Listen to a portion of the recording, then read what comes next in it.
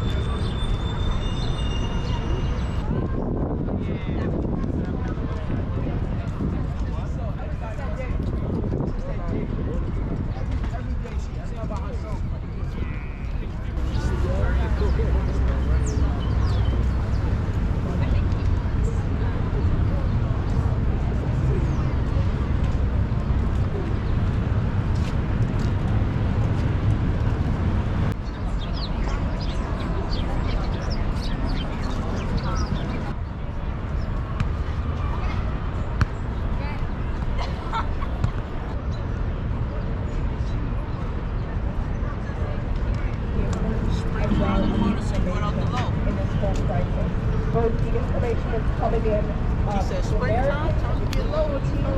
in our understanding of this conflict, as well as,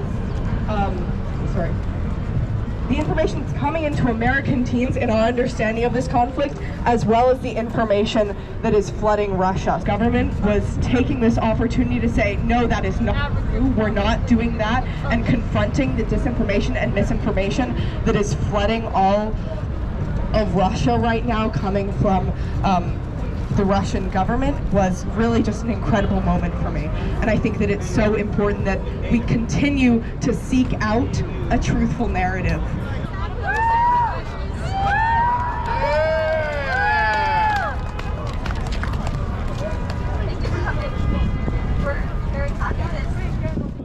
Fellow high school kids, super awesome.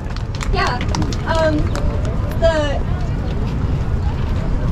the idea came about for this protest when my lovely friend Isabel, who is standing with all of you, called me on Sunday night, and she was really, really upset. She'd been reading the news, and she said, "What can I do? I've been coming to protests.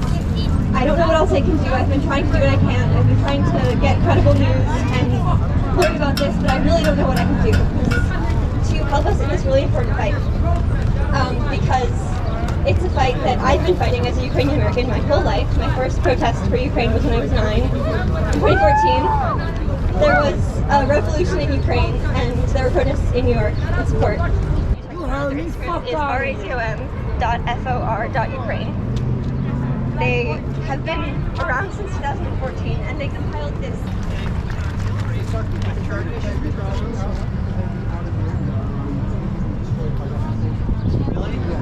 There's that many forces everywhere.